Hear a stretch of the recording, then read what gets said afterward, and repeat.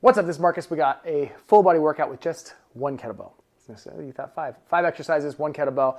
So let's go through each one. It won't be follow along, so that way I can give you some cueing, some instruction, and to make sure that you are doing things properly. So let's get started. All right, let's start this party off with some alternating dead stop swings. If you're gonna do any kind of kettlebell work, you gotta do some explosive hinging because this is a great way to build hamstring, glute strength, and ultimately protect your lower back. So you're gonna start with the bell out in front of you, about a foot or so, just far enough that when you bend your knees and you reach for the bell, that you're not overly reaching over and you're not completely squatted down where you're sitting back.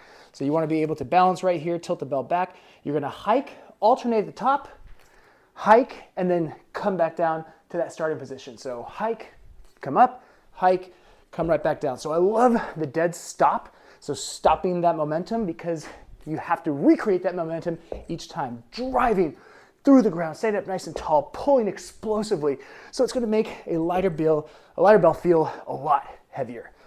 All right, next one's gonna be an offset staggered front squat. So we're gonna use the high rack position.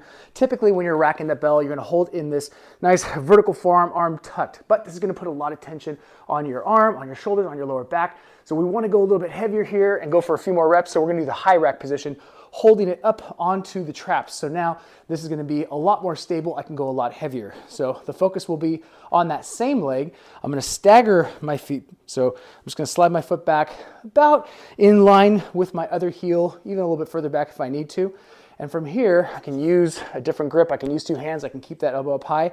I'm gonna squat down, trying to focus on that fully planted foot, drive off the ground. So I really like this one to build some unilateral single side strength, but I still have the support of that back leg.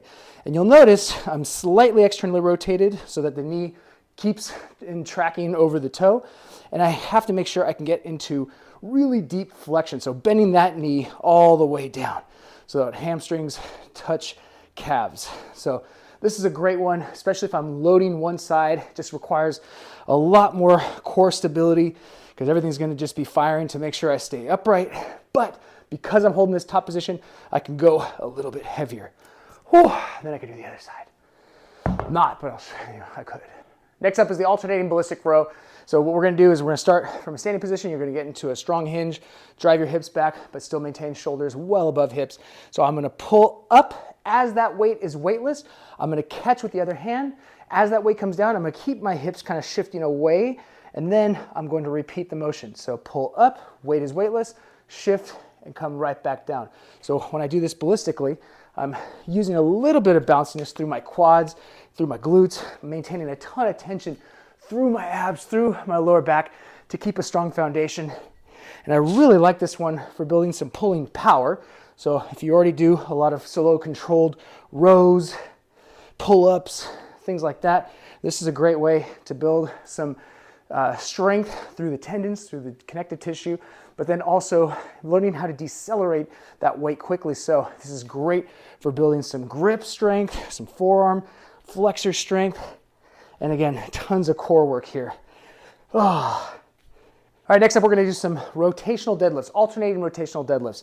And what this is gonna do, this is gonna help you learn how to, again, create some stability through your torso, and also just helps kind of bulletproof the back because it allows you to pull through different positions, different ranges of motion, and not put your lower back at risk. So a strong lower back just from heavy deadlifting is gonna be great, but we still wanna add in some rotation and some strength, some load during that rotation. So bell will be on the outside of my right foot. I'll rotate, get it with my left hand, stand up nice and tall, bring it straight down, and then switch. Right hand, come right back down. So I'm gonna alternate back and forth. I can go relatively heavy on this, but even if you are an avid deadlifter squatter, it might be uncomfortable just getting down this low and rotating. So make sure, start light enough and maintain tension through the torso as you do this. All right, next up, we're gonna do a floor press with rotation. So kind of similar to the start of a get up, except that we're gonna add a press, but then instead of coming up onto the elbow, coming into that seated position and then the half kneeling position, we're gonna stay right here. We're not gonna go any further than that, and then come right back down. Bring that elbow to the ground. So I'm going to have my left foot out to the side. I'm pressing with my left arm. I'm gonna press, and then as I come up, I'm gonna rotate, come up onto that elbow, come right back down, bring that elbow to the ground. Press, rotate, come right back down, and repeat. So I really like this one because we're getting some pressing in there, great for some chest, some shoulders, some triceps, but we're also getting some core and some stability on that other arm. So I'll show you the other side so you can see what it looks like. So I'm gonna press, come up onto that elbow, come right back down. So I can make it a little bit more dynamic, a little bit more explosive, or I can control each aspect of this movement as I come up.